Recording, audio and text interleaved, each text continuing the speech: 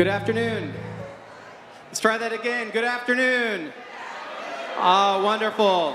Wonderful. We want to make sure as many people see this as possible, and so we are live streaming it. All right. So if all of you can share it out, if you can go either to Allendale UMC's Facebook, okay, or you can go to YouTube and search for Allendale UMC. Those are two places where you can find the live stream. It is up now, and you'll be able to share it out so that more people will be able to see it. Afterwards, it will be archived, and you'll be able to share it out later as well. We do have some seats up front. We saved the best seats in the house for those that came last. So ushers in the back, you can send people up to the front and on the sides here, and we'll be getting started shortly. Thank you.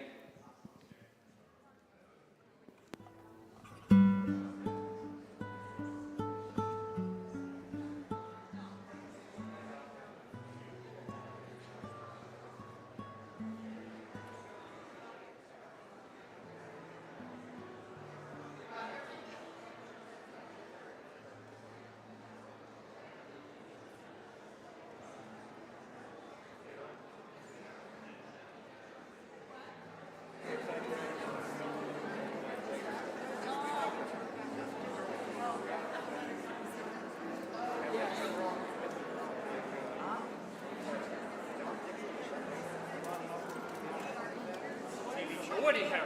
Thank you. Couldn't get enough faster. What do we think?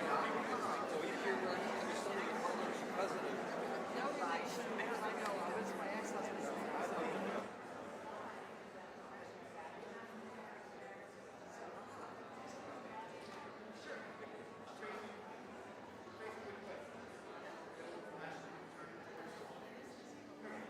We have 20 more chairs upstairs, so if there are 20 of you who are more able-bodied, want to make your way upstairs, that'd be great. And you have a giant QR code here for you to check in. Thank you.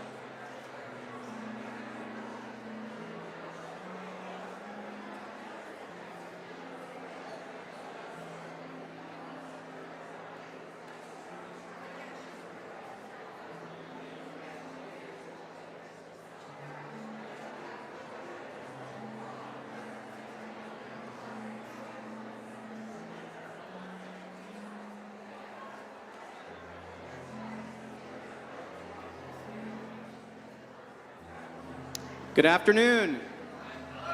Good afternoon. Yeah.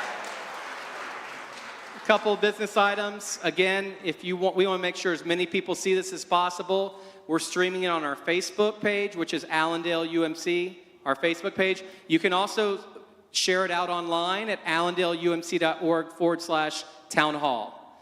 And it will be available after the town hall as well. It will be archived. If you are looking for a restroom, we have women's restrooms out to your right, men's restrooms out to your left, gender-inclusive restrooms out to your left and down the hall. So thank you very much. You'll want to silence your cell phones.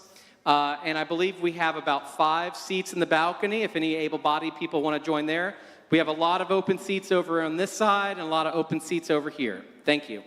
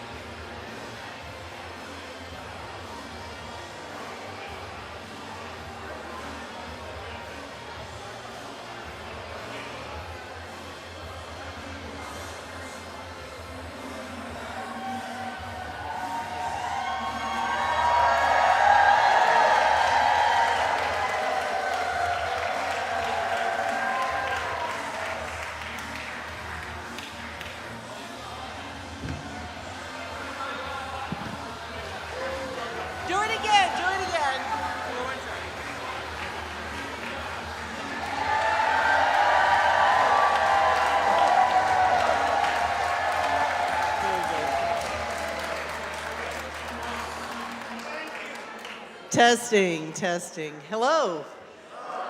Thank you so much for coming today. My name is Ellen Gottlieb. I'm with Save Social Security and Medicare Now. And we weren't sure if we could get a dozen people here, so surprise.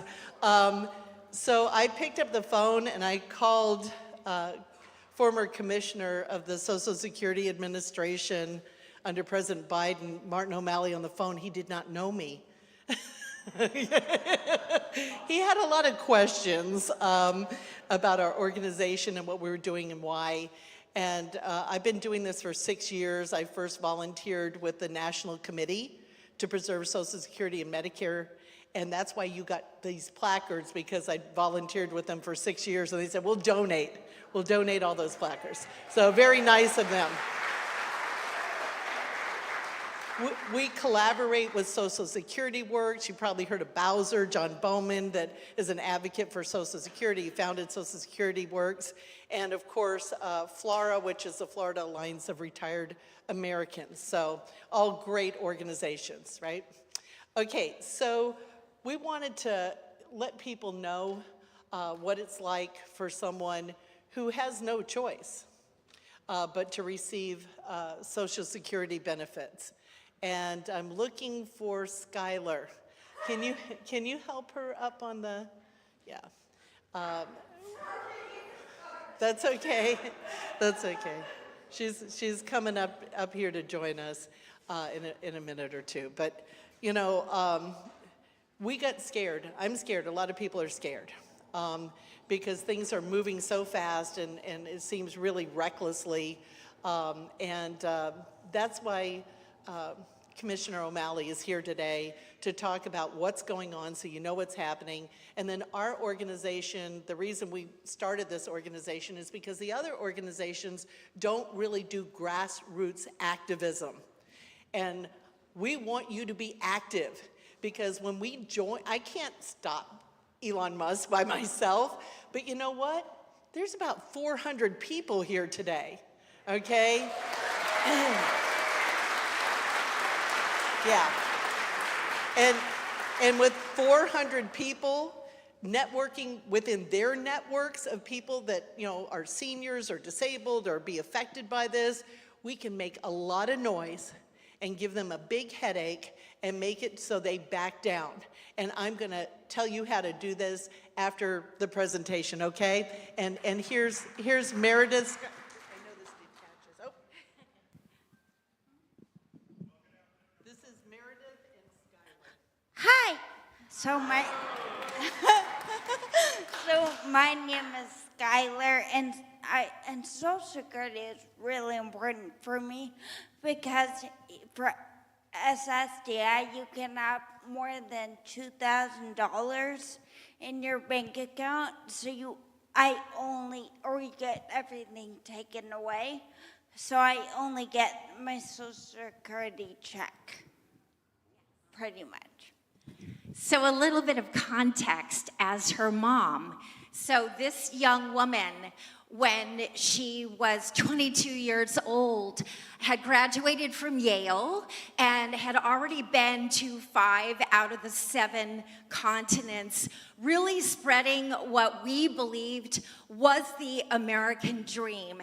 And I'm not talking about the American dream that is how rich can you get, how quickly. I'm talking about the freedom to go out there and figure out how to execute whatever is the fully largest expression of you. And for some people, that is getting very, very wealthy. For some people, that is, you know, running big businesses. But for other people, like Skylar, it's out there being creative, sharing the message that we're a place where you can just find a home where the buffalo roams. And then in 2016, I got a call that this random boulder in the middle of Colombia, South America, had come crashing off the side of a mountain on Skylar. And she was not expected to survive.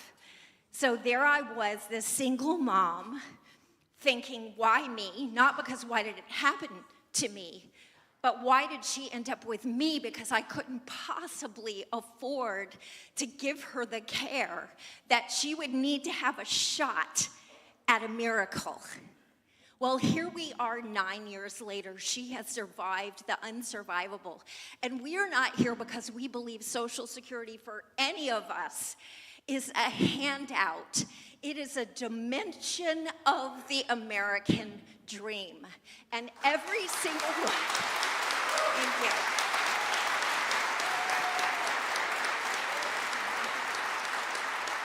And we are here to implore you to take a step back and remember your own boulder in your own story, because we all have it. And now is our time to realize that the American dream is not about the white picket fence. It's about achieving something that everyone else says is impossible. And if you forget about it, we hope that you'll think of Skylar and me. So, Thank you so much.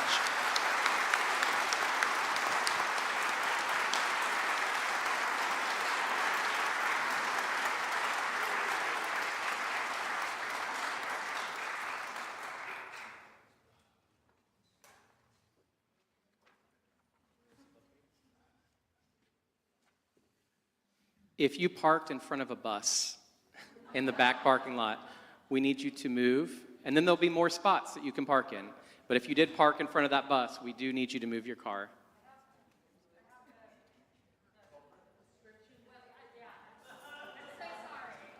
If you are a red Ford license plate VAS something, yes, if you can move. And if you are a CRV license plate BX3JGU, if you can move your car, please.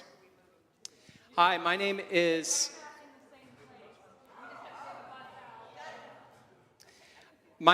Andy Oliver. I am pastor of Allendale United Methodist Church here.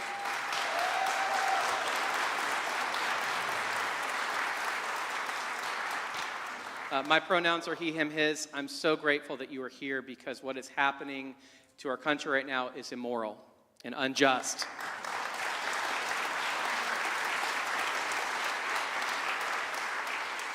I just want to give a brief welcome statement from the people of my church. They wrote 10 years ago that they want to make sure anyone who entered this space from the beginning, whatever baggage you brought into a church space, you knew that you were welcomed and beloved. And part of that statement goes, whatever your race, ethnicity, economic situation, sexual orientation, gender identity or expression, background or belief, age or condition of ableness, whether single or partnered, you are God's beloved and are welcome here.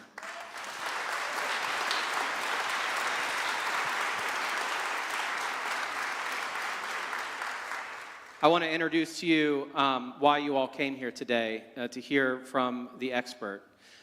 He's former governor of Maryland and former commissioner of the Social Security Administration, former Governor Martin O'Malley. Thank you so much for being here, and we are grateful that you traveled all the way to see us.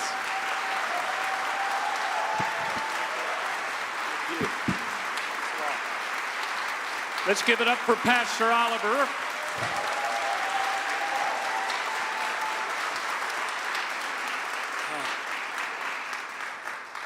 I want to thank everybody that's a member of this church for opening up your beautiful campus to us. And we had quite a morning, didn't we, Father? We evicted the toddlers from their space. I was trying to set up for a remote shot with Michael Steele on MSNBC. He was filling in for Jen Psaki. So.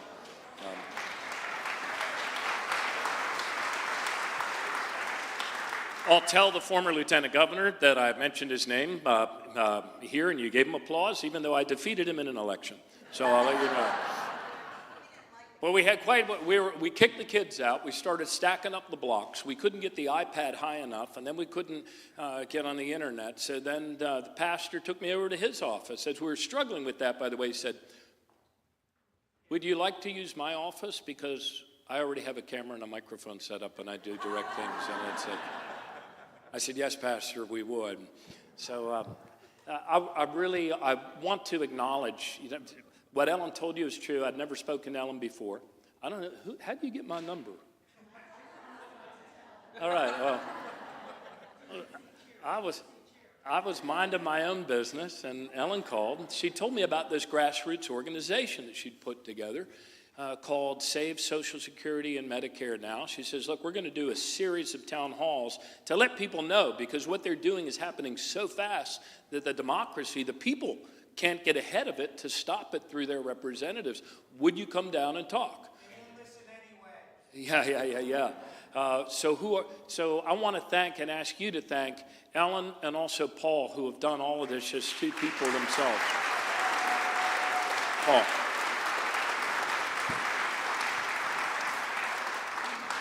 And Cameron, our able sound and sound tech and vid tech. Cameron, thank you.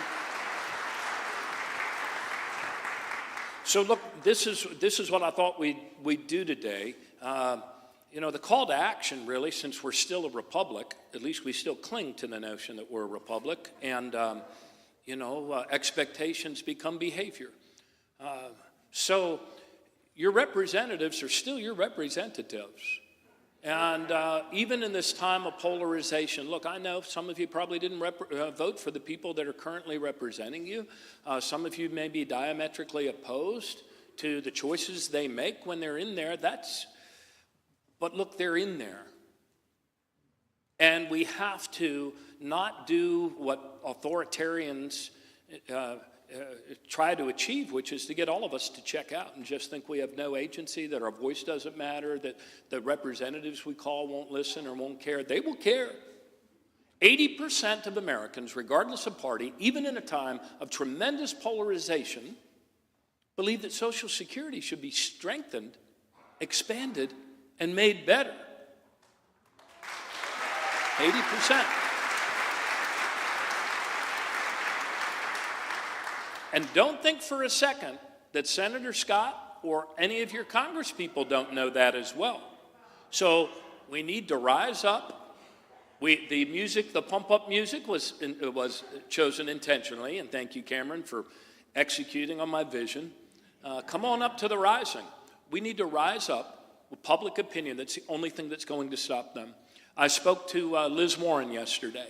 She was going to a gathering like this, and Senator Warren, excuse me. Spoke to Senator Warren yesterday. I said, Senator, we're in a race, and time's not on our side. We need to educate the democracy, the people, to what they're doing to dismantle their Social Security before these guys accomplish it. Before they accomplish it. So we're counting on you, and that's why I am here. So this is what I thought we'd do. I'm not going to filibuster. I'm out of public life, so I don't have to talk forever. No longer an elected official. So, but I did serve at Social Security last year, and so I learned a lot from really dedicated people who had served their whole life in that agency to make sure we got the right check to the right person at the right time. And they did so with a remarkable degree of success. 90 years without ever missing a monthly payment is a pretty good record, don't you think?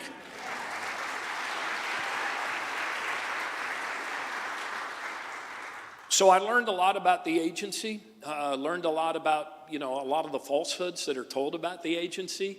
And so we're going to get into Q&A. I'm going to run around like Phil Donahue and pass the mic around, so we'll hear from everybody. Oh, a couple more acknowledgments. I want to thank Skylar. Skylar, I ran out yesterday. Thank you, Skylar. A big round of applause there.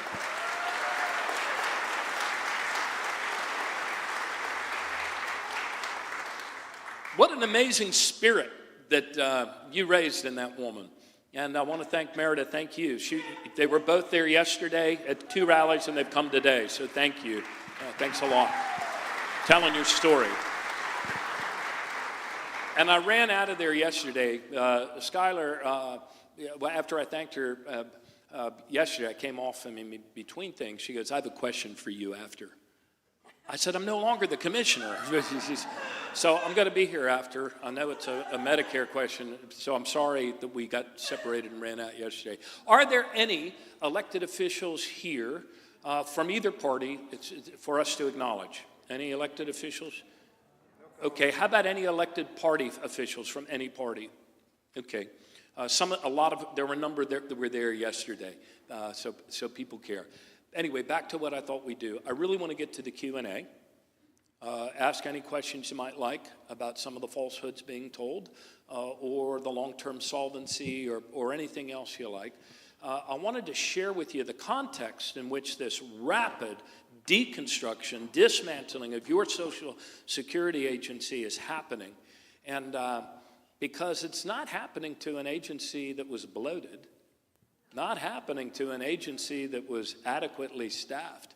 And as you'll see from some of the graphs and the data and the numbers I'm going to show you, the truth is House Republicans were cutting your Social Security customer service before the DOGE bros even had driver's licenses. So, and it's in that weakened state that, we now see happening before our very eyes what's happening. And you see it. But for every one of you that sees it, there are another 100 people that don't even know yet. So let me take it to a higher level here. It was really good getting to know Pastor Oliver in that short period of time, and I saw in his window of his office, couldn't miss the picture of Bishop Romero. And Bishop Romero led a Christian life as a martyr, and certainly a person that understood the power of forgiveness, but he did not reconcile with the oligarchs of El Salvador, did he? You and I are part of a living, self-creating mystery called the United States of America. And the heart of that mystery is actually a very real and personal thing. It is the freedom to believe and to act upon the belief that we are all in this together, that we are one, that our cause is one, and that we must help each other if we are to succeed. And you understand and you see because you took the time to be here on a Sunday. And it wasn't just because of concern for yourself. You understand and you see that our greatness as a people is not measured by our amount of wealth, and it's not measured by the size of our armies.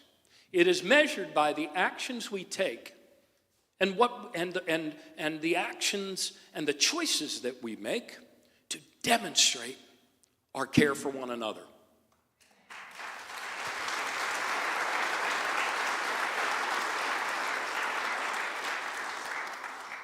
And that's why you care about Social Security.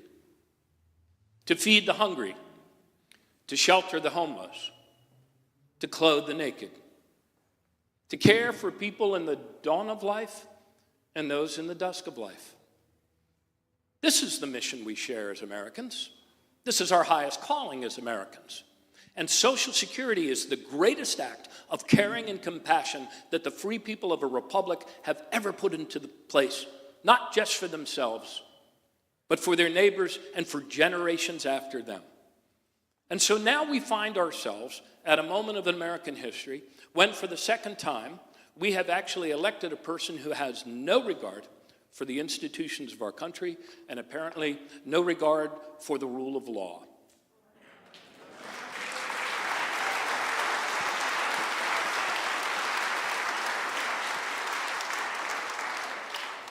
The things that are happening all across our country to your Social Security agency are a cruelty, an injustice, intentional infliction of emotional distress on a workforce that has been overwhelmed for years, with staffing that has been reduced to a 50-year low and customers at an all-time high. Can you put up that slide, Cameron? This is a thing you can't look at and forget. So that red line represents staffing at the Social Security Administration. And you can see it declining even as that blue graph is rising. And if you're too far away to see the screen, or you're over 30 like me, I'll read it to you and get real close. So the blue graph is beneficiaries in the millions. In the millions. Baby boomers. Like me, we all knew the demographic bulge was coming. They knew that back when Congress last adjusted Social Security for the longer-term future. That's why they built up the trust fund reserve that still has $2.7 trillion in it, that I think somebody wants. But you see that yawning gap, don't you? Between the staffing going down, 50-year low now, and they want to take it down even further. They want to get rid of another 10,000 people. They said they wanted to cut staffing at the agency by 50%. It's already at like 54%. And then they walked that back and said, oh, what we meant was we only want to go down to 50,000 people. But that gap, I have experienced it, I have seen it, and so have all of you, many of you. If you called the 800 number, there was a time that it was an hour and a half. When I entered the agency after President Biden sent me there, and by the way, when he sent me there, near attendance said, look, full disclosure, we really need you to do this, but it's a fully engulfed dumpster fire in terms of customer service because of the staffing reduced to a 50-year low and more customers, active beneficiaries every day. If it were McDonald's, remember when McDonald's used to do the billion cheeseburgers sold or whatever it was on the front? Every day a new record high. The demoralization in this agency is such that before I got there for 3 years in a row, they listed themselves, this agency that in 2012 said they were the best place to work in the federal government, listed themselves as the worst place to work with the greatest workloads. Attrition, when I got there in the teleservice centers, was like 22%. We turned around, they turned that leaking battleship on a dime, but its deck is only that far above the waterline.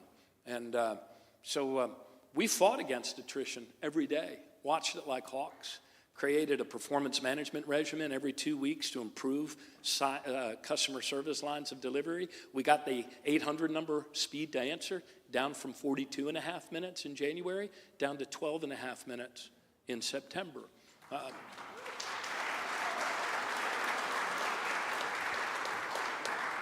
The wait time on the third level appeals, because Social Security also has within it the largest adjudicatory body, administrative law judges, to hear the appeals in disability cases. We got that down from 405 days at the beginning of the year to 280 days in terms of speed to decision. First time they'd been able to achieve that in some 25 years. One that we weren't able to totally put down, but we got it moving in a better direction, is the initial disability claims. Here in Florida, if, God forbid, somebody in your family gets injured and you need to file a disability claim, it takes 328 days just to get the initial claim. In Maryland, Maryland, it was like 350 days. We got all of those starting to move in a better direction. We did policy changes, many of which they're now reversing. But we did policy changes, we did other things, so that your state disability offices, like the one in Florida, which you fund through your Social Security contributions, you fund them, but they're state employees. Not since Dwight D. Eisenhower signed Social Security's disability program into law have so many people died waiting for their initial disability determination. And now all of those things are going in the wrong direction. Let me explain to you, share with you a little bit about what's happened in recent days.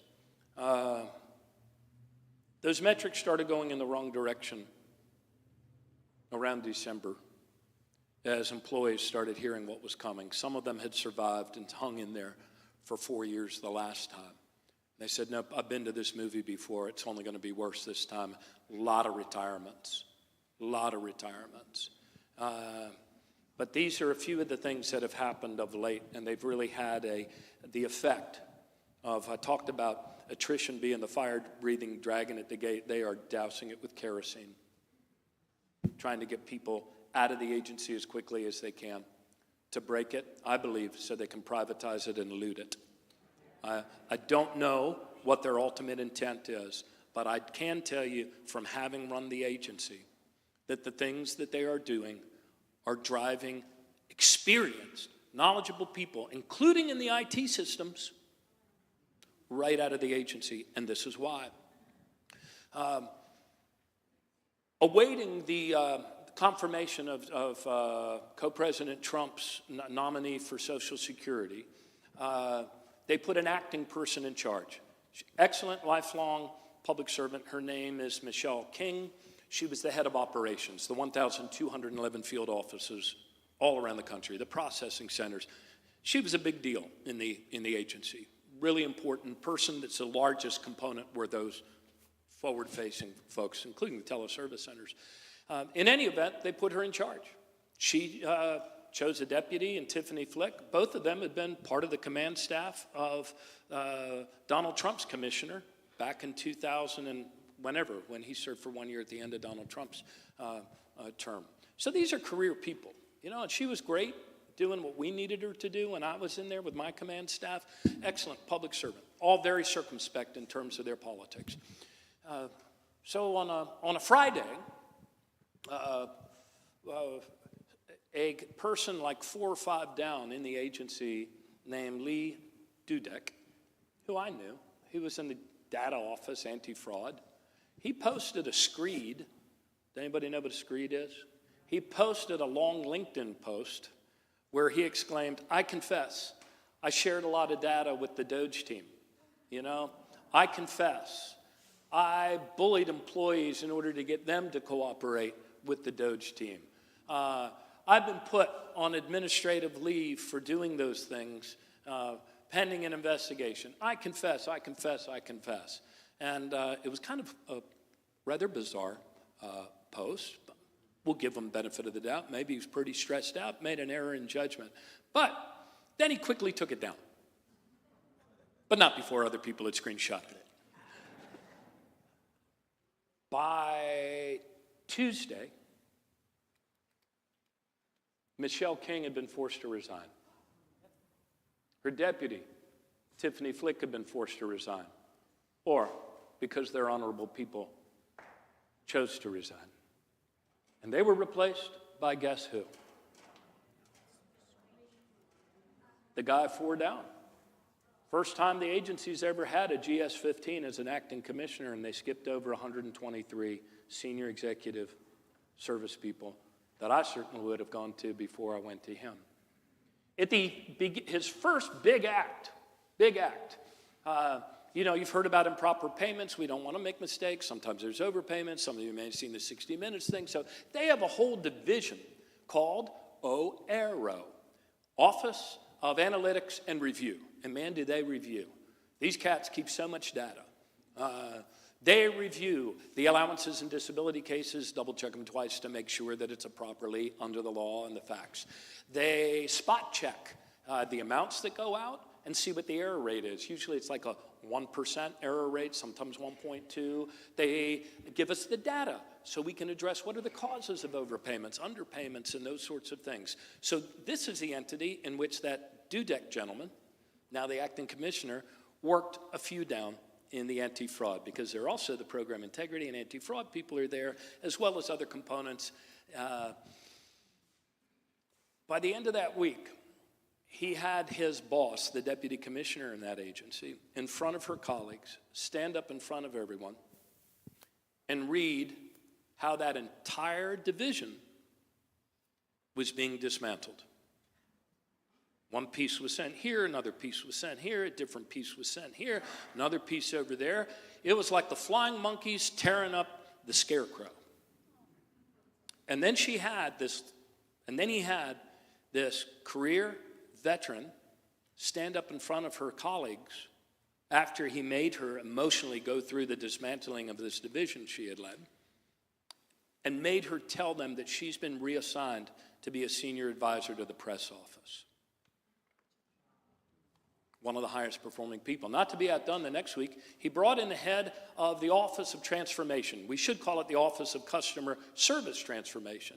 These were some of the best and the brightest pulled from the agency to make it easier for you and not harder to get services from an agency that's been reduced to a 50-year low.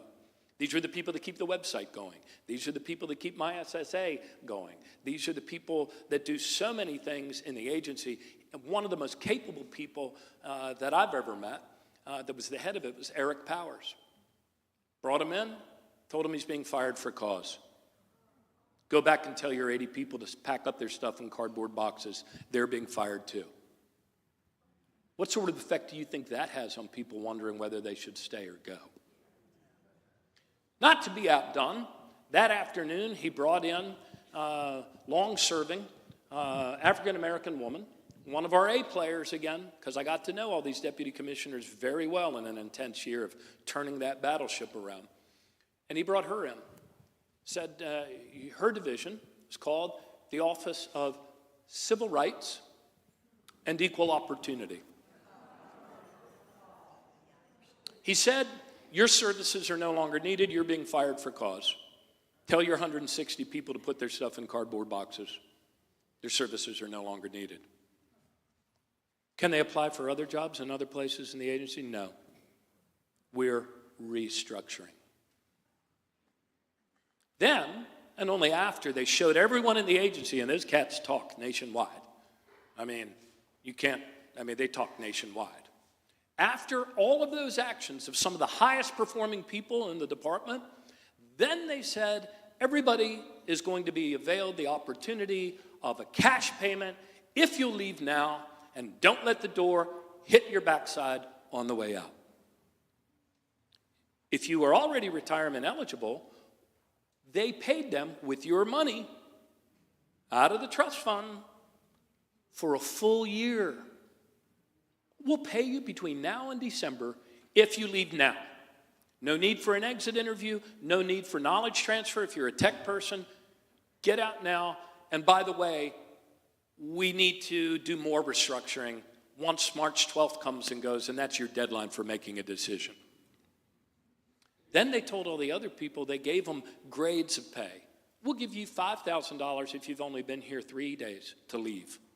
We'll give you $10,000 if you've been here, I didn't mean 3 days, I meant 3 years, right? We'll give you another amount, I forget what it is. It was like $10,000 if you've been here more than 5 years, $25,000. And what are people to do when they're seeing this dismantling of the agency and all of these cuts? So that's what's been going on. That's what's happened at your Social Security Administration. Next slide, if you would, the insurance one. They say it's in order to drive efficiencies, right? Drive efficiencies, eliminate waste. By the way, also, just so you don't leave here afraid, there is no zombie apocalypse stealing your checks. There are not people 150-year-old, like the Walking Dead, out here in Allendale with your cash flowing out of their cadaverous pockets. That's not happening. That is not happening. Totally discredited by everybody, and then the president, co-president Trump, who, lies like other people chew gum. He did not want to be outdone, so in his address to Congress, he said, they're not 150 years old, they're 300 years old. They must have come here for the founding of Jamestown. But this is, if you think of your Social Security agency and the dollars you put into it, it's insurance. Like you've been paying the premiums in order to qualify, in order, God forbid, a disability, but when you get to retirement. So if you think of it like a big insurance company and you compare it to private sector, back when they operated well, they operated at 1.2% overhead for benefits paid. If you compare that to other private insurance companies, Allstate operates on 19% overhead for benefits paid. Liberty Mutual, Liberty Bibberty, 23% for compared to benefits paid. This is a highly efficient agency that has now nearly been broken by driving it down to its lowest level of staffing ever, and they want to still drive it down in order to break it so they can, I believe, privatize it and loot it. And the only thing standing between their ability to do that or stopping them is you and the democracy. Unless you want to count on, you and the democracy. Because, I mean, they can file suit. That's never a guarantee. But if you rise up, when I was in elected office, I got a sheet every week telling me how many people called about what issues. They all get it. They all get it. So there is nothing more important that you can do right now in order to slow this, put the brakes on it, than to call your congresspeople and to call your senators. So with that, why don't we, I think we should probably get to Q&A, or do you want to do a pastor announcement? Did they ever get out the bus? Sure. Ellen would like to say something, the pastor would like to say something, or has somebody who would like to say something. Should we let the pastor? We'll let the pastor speak.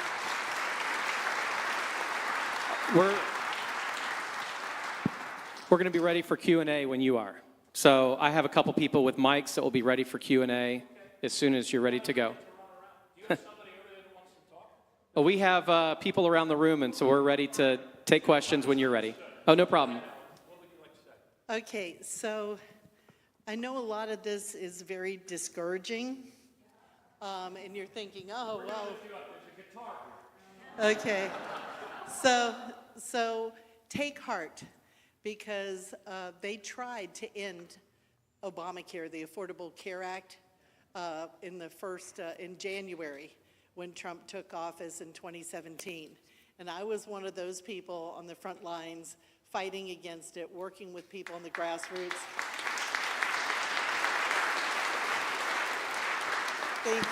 Thank you, to make sure that didn't happen. And you know what? There's more people invested in this.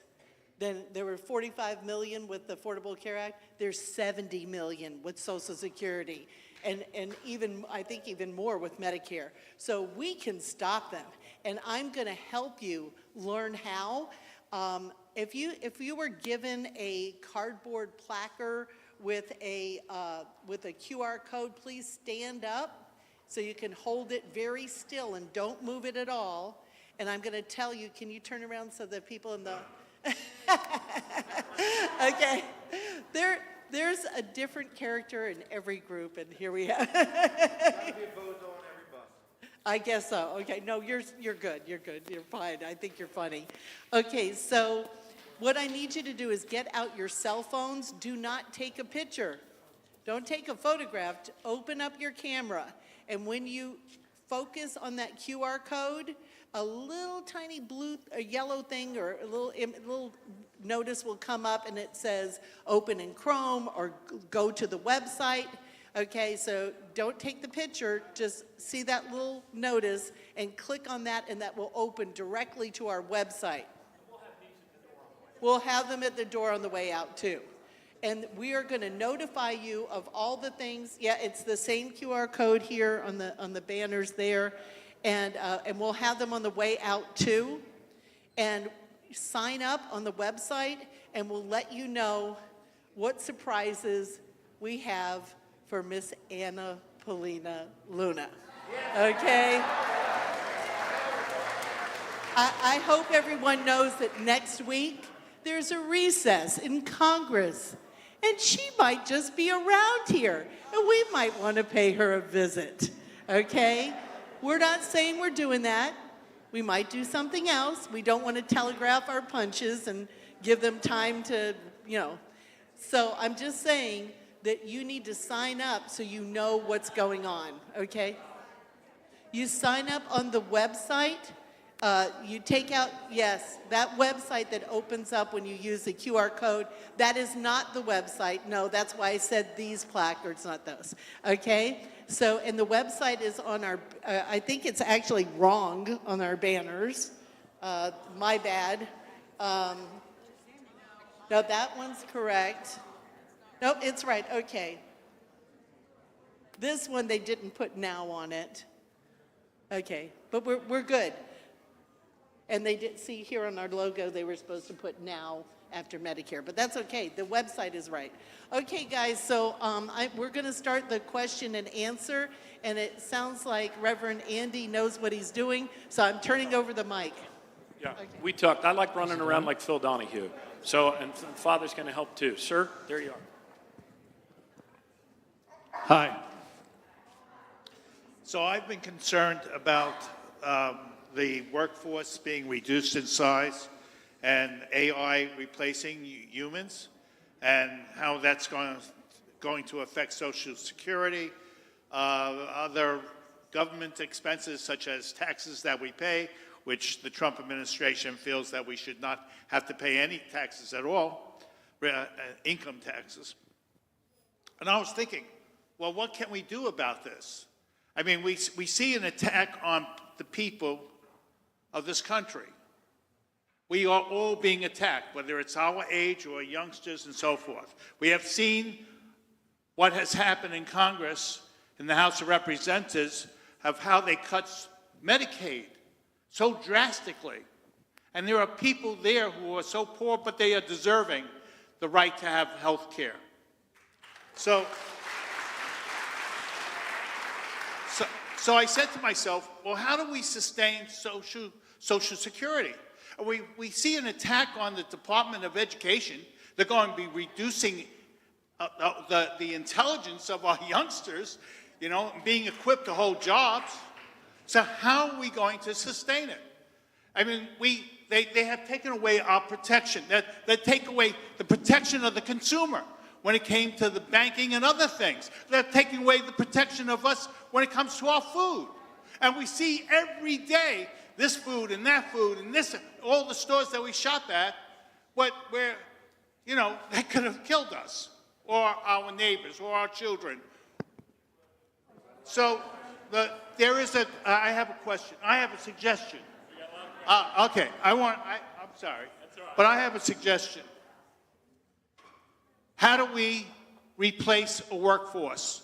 Well, I'm saying this, that if industry is going to be employing AI technology, if an industry replaces 1,000 employees, then they should be paying in the costs of replacing those employees to society, such as they should be paying in what we would pay into Social Security.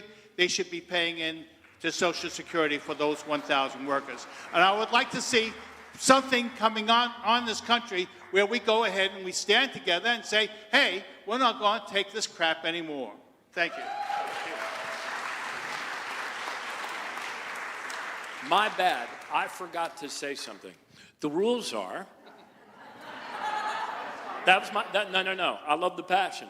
And also, in addition to talking to your Congress people and letting them know, lighting them up, send them an email, send them, calling them, networking, letting your own friends know on your Facebook page. Some of us, I don't have any grandkids yet. I'll have one in May. And thank you. Had nothing to do with it.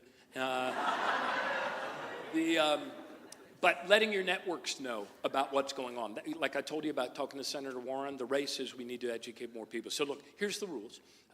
We have 2 minutes. I have 2 minutes to answer. If you have 2 minutes to ask the question, or to give a speech, or to sing a song, or to do a recitation, but it has to be 2 minutes. All right? So there you go. And if anybody gets over 2 minutes, this is fun.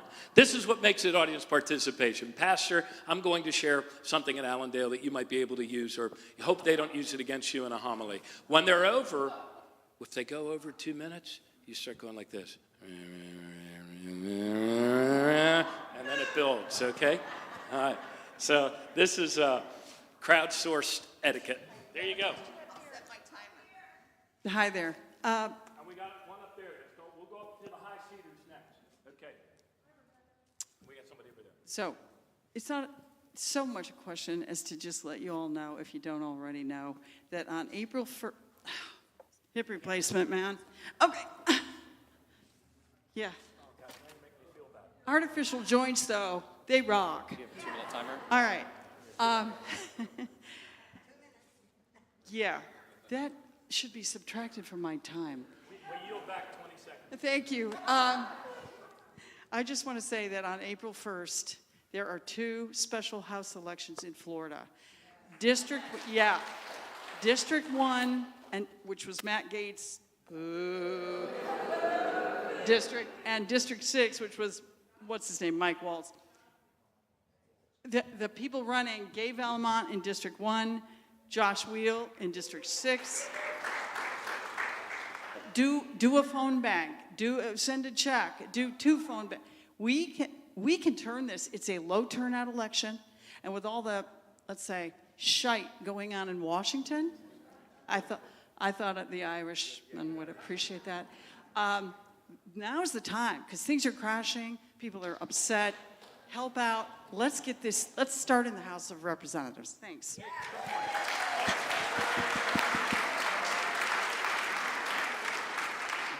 Very good point. These special elections, huge bellwethers. Pastor? Okay, here we go. And then we're going to come up there. Hold on. Yeah, hi. My name's David. I'm actually one of the other pastors here at Allendale. And yes, there was a period in my life where I actually represented people who were applying for disability with Social Security at the administrative law judge level, representing them there at those hearings. And one of my dearest friends presently serves in a very senior management position in one of our regional offices, which, by the way, everybody, they are now planning that 10 regional offices are going to be reduced to 4. Yeah, a lot of people have been let go already. The EEO, the civil rights, as you mentioned, Mr. O'Malley. So I called him knowing that this was going to happen today.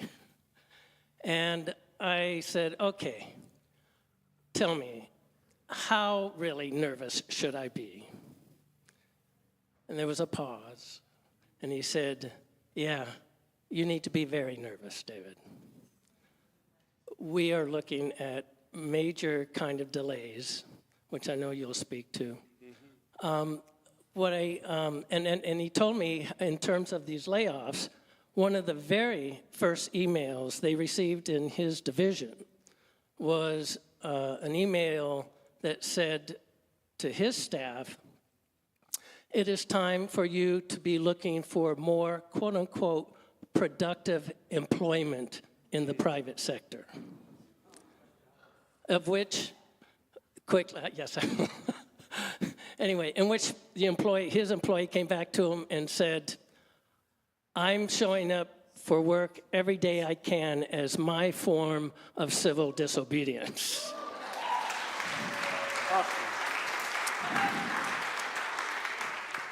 We hung up, and once we hung up, I went back to him and said, so I'm going to be there with Mr. O'Malley. What question, if you were here, would you ask him? And he replied, this would be my question. What can members of the public really do to ensure that Social Security remains safe and viable? And to me, that's a question that's coming from somebody who is now feeling disempowered in a position of power. Thank you. I'm sure that many of you have had the experience of having to, fight your way to get to a person at Social Security, given their reduction in staffing. But what people have told me all across the country, and I've sat in a lot of waiting rooms, said, once I got to a person, it was really good. They were really kind. They really went the extra mile for me. These are the people that are being so abused and are being fired and told that. Tell him I'm super proud to have had the honor to serve with him for that year. And his use of the word republic was not lost on me. I used to communicate directly to people and dialed that word up and used it. I also want to compliment what people can do is what we're doing here. We all need to, instead of cursing the darkness, we need to light up, We need to call our representatives, and we also need to network, man. Network. There's power in people. We the people, this is still a republic. Don't lose it. I mean, anybody could have been an American citizen in easy times. Look how lucky we are. We've never been more needed. And citizen's the highest title in the land. So let's go to the tall cedars. I have an actual question. Okay, an actual question. Let me also say that you are very good Methodists not to have gone. Thank you for that. We're all preaching to the choir here, but how do we engage the people who only watch Fox News and actually believe that there's huge amounts of waste, fraud, and abuse in the Social Security system? Yup.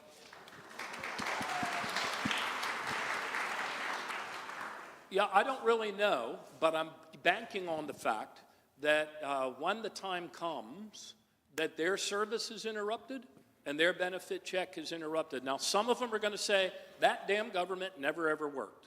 Some of them will. And we can't break through that. We can't break through that. But I am betting that there's a majority of people in our country that are going to be, out of those 72.5 million, that are going to want to know what happened to their once strong agency. How did this come about? If you were to Google right now, save Social Security, you will see a whole lot of articles about their dismantling of this agency that was not in there 2 weeks ago. And each one of them is really bad for their scheme because it's educating all of our friends about what they're doing and how quickly they're doing. This is a blitzkrieg of destruction on a proud agency. So we organize, and it is true. To a degree, we're preaching to the choir, but as Dr. King said, it's important to preach to the choir, otherwise they stop singing. So don't stop singing. Let's go. I'm trying to go around the room, and we'll come back. Yes, over there. Let me get you a mic. Good, I get to do my Phil Donahue thing. All right. All right, here we go. And your coat of many colors. I'm in a church. I have to feel like I have to weave in. First, I would like former Governor O'Malley, thank you for appearing on PBS, MSNBC, and being here today. Thank you. Thank you. I've lived in St. Pete for 42 years and thought, what is a town hall? I wish we could get Senator Scott here because I, like many people that are 400 here today, we have called. I spent 10 minutes on the phone with an aide to Kathy Castor's office. What can you do? Because you know how they campaign in the state of Florida? TV ads. We don't need town halls. We don't need to talk to the people. I bet I'm frustrated. I've called the senators. I've called the congressmen. What do we do next? By the way, I even wrote a check to, the senator that's running in Georgia. I know a lot of people here probably do that too. But what do we do? I mean, how do we break through to the Florida Congress people? Help us. We only have 10 minutes? Is that true? What do you mean? Well, we're just getting going. 10 minutes? Okay. All right. I wouldn't give up on Rick Scott, honestly. I would not give up on him on this issue. I think...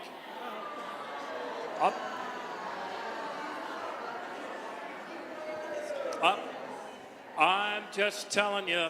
Look, gang, I know you've known them longer than I have, but I talked to all of them in the process of getting confirmed and what people do publicly and what I wouldn't give up on them.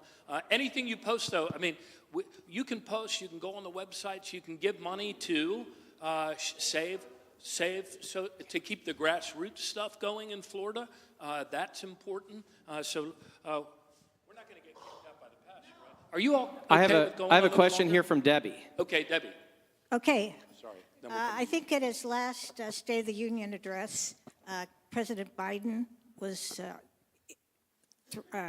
challenging the Republicans about whether they would vote to get rid of Social Security. And as I recall, a large majority of them said no. And I think it's incumbent upon us to contact in some way every single Republican who said they would not do away with Social Security. My Yeah, that other was kind of a question, voice vote, wasn't it? well, that they would not attack it. But anyway, my other question is, Co-President Musk referred to Social Security as a Ponzi scheme. Have you any idea what he was talking about? Yeah, let me talk about this a little bit.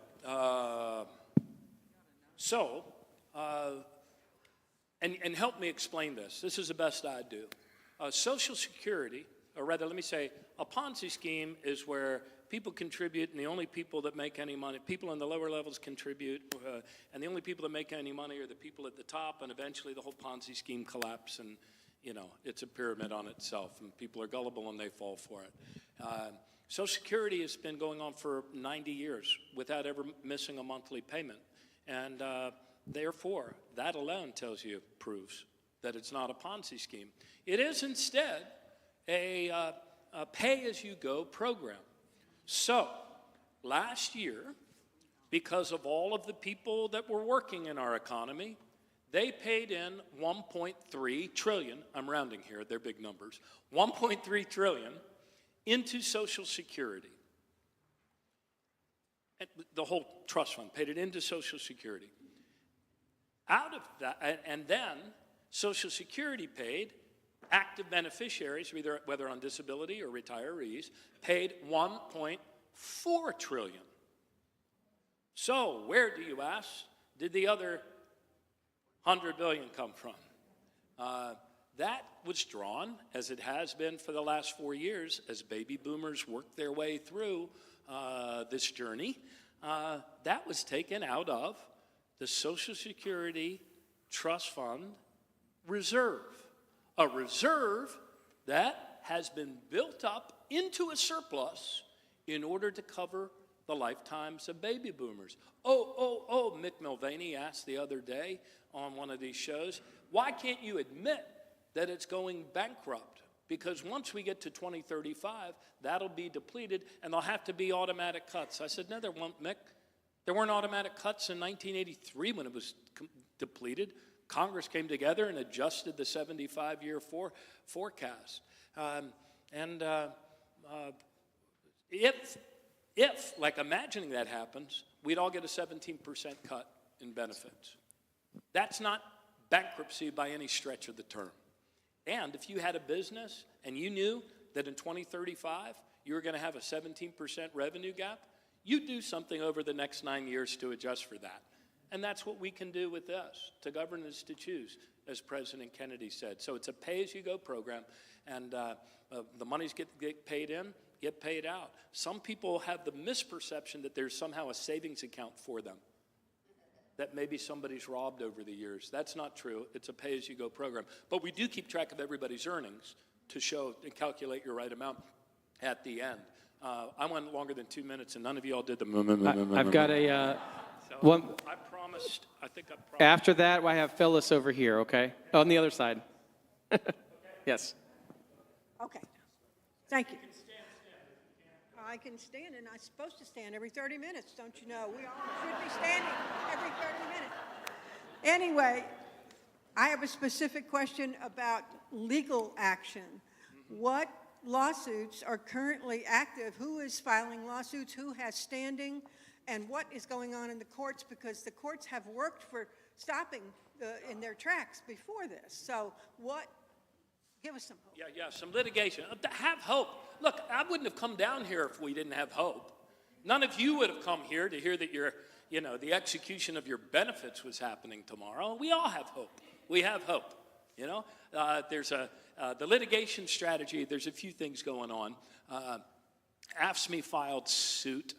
I forget. I'm not exactly sure what their standing is, but I think they're filing against the robbing of beneficiaries of the customer service they'd already paid for their whole lives. The attorneys general are all gathering and talking. I have a meeting with them in a couple days. Yeah, and so they're all talking about what sort of actions the states can take on this. I know that there is a suit being considered. I shouldn't say the name of the organization, but an organization that advocates for people with disabilities is filing a suit based on disparate treatment. In other words, that these cuts and these eliminations of customer service will disparately fall upon people with disabilities or those applying for disabilities. So there's lots of suits going on. Pastor? Yes, my name is Phyllis Young, and my question is, if they stop distributing the Social Security, because I'm on Social Security right now, if they stop distributing it, will they stop collecting it? Ooh.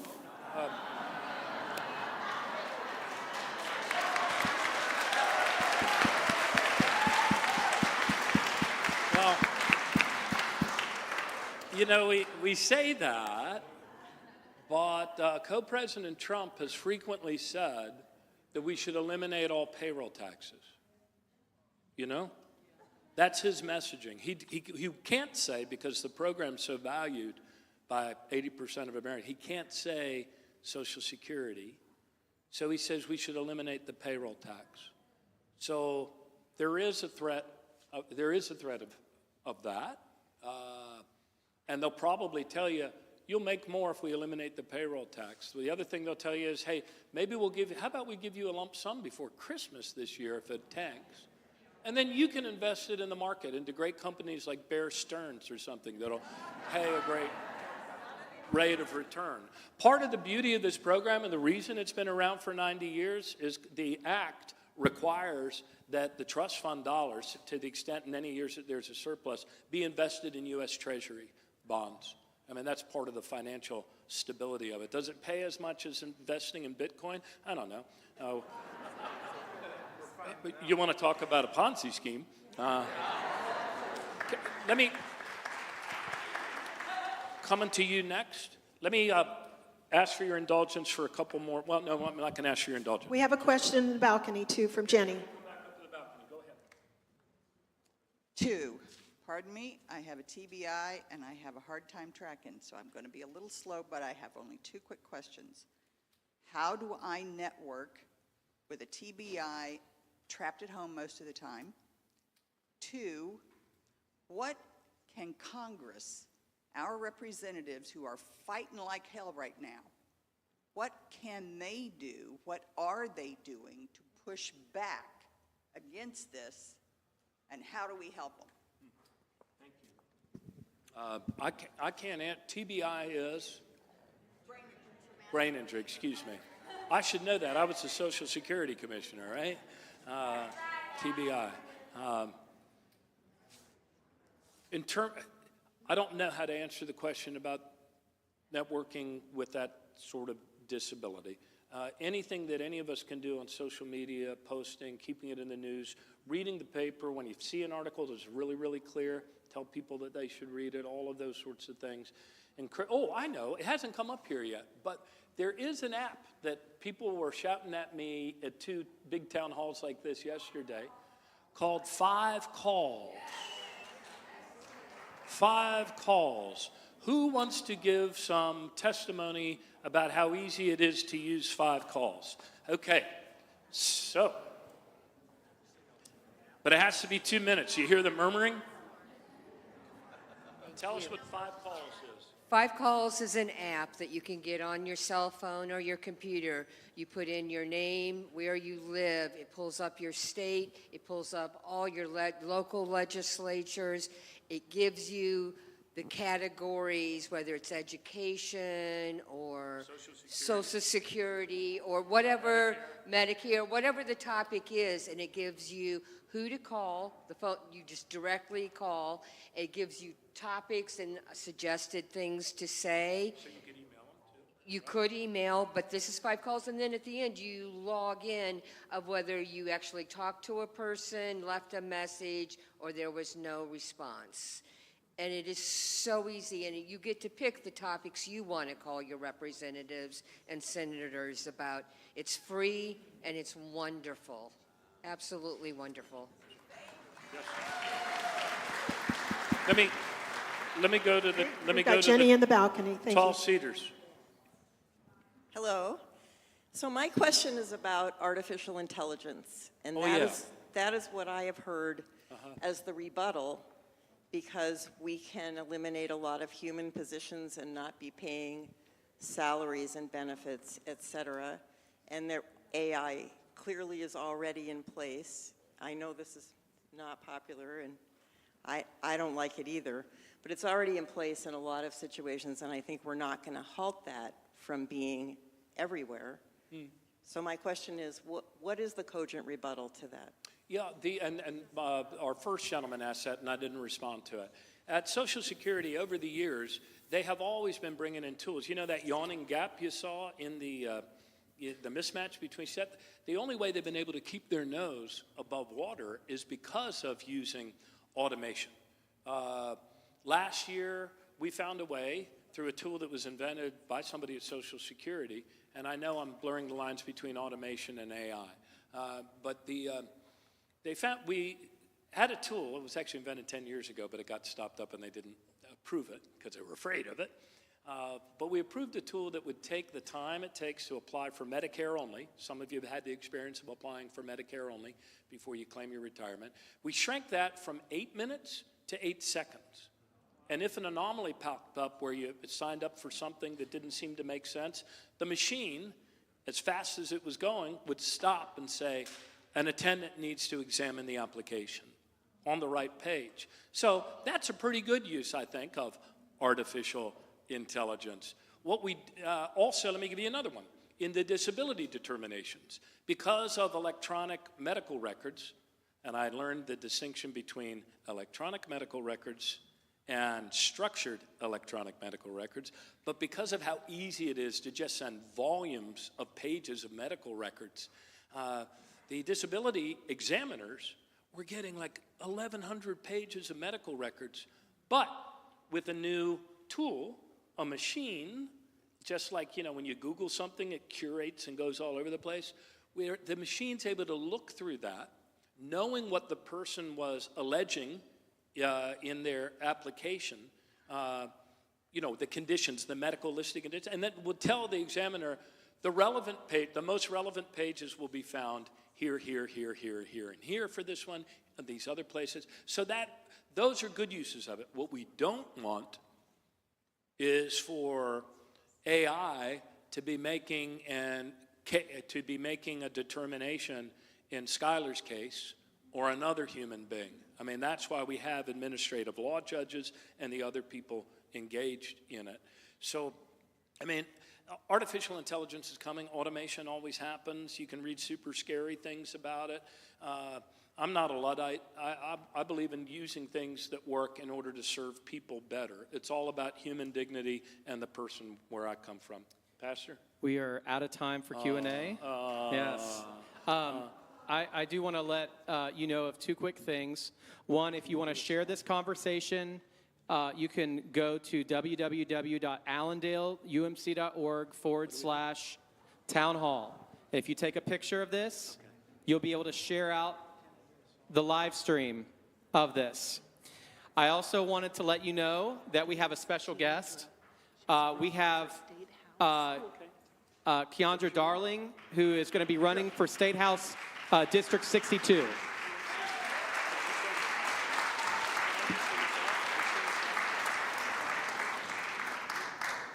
I just want to say thank you all so much for being engaged in this topic. We know that's what's happening right now around the world is causing some really concerning things, especially as it relates to Tallahassee. I am ready and willing to stand up and to fight for our rights, for our access to health care, to housing, amongst so many other things. And I welcome an opportunity to speak with anyone who would like to help to inform the plan that we will take to Tallahassee to win our State House race. So you can learn more at darlingforfl.com. I've been really engaged in this community, born and raised, and I'm looking forward to talking to you all. Thank you so much.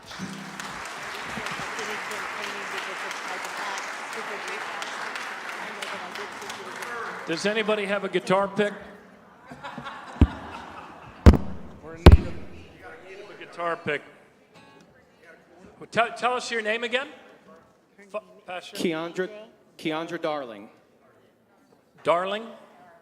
I understand. Keandra Darling. Keandra Darling. All right. Now we're going to do 2 quick ones, and then first come, first serve on whatever amount of lunch we had. You know the story of the bread and fishes? He's not here. Well, actually he is, but it's not going to multiply the lunch we could afford to buy. So, and I know some of you are hungry, so here we go. I'm going to do just 2 little things here. Let's do one you all know. This land is your land. This land is mine. From to the New York Island, from the redwood forest to the Gulf Stream waters. This land was made for you and me. As I was walking that rhythm of highway, I saw above me that endless skyway. I saw below me that golden valley. This land was made for you and me. Nobody living can ever stop me as I go walking that freedom highway. Nobody living can make me turn back. This land was made for you and me. All together now, last time. This land is your land. This land is my land. Call your congressman. California to the New York Island. And your 2 senators. But forest to the Gulf Stream waters. This land was made for you and me. Don't take away my Social Security. I really need it. Keep your hands off it. I really need my Social Security. Don't let Musk destroy it. All together, this land is your land. This land is my land. From California to the New York Island, from the redwood forest to the Gulf Stream waters. This land was made for you and me. Rise up, everybody. Rise up. Rise up. Are you ready to save Social Security? Are you ready to save Medicare? Rise up, democracy. Rise up.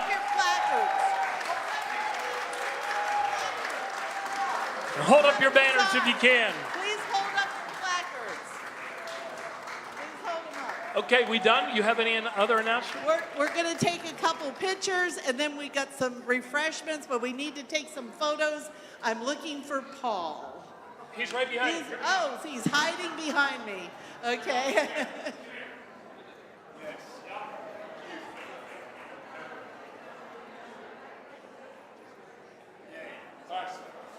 Hey guys, thank you so much. Please, one thing I have to tell you. We had a problem with our website. We have blank space under our header, but you need to scroll down because it says donate here, and then there's a blank space, and then all the information just scroll down. I called the computer guys, the tech guys, and said, please fix this. So there's a lot of information on the website and a place where you can sign up to connect with us, okay? Just a second. I'm sorry. Just give me a minute. Okay, here we go.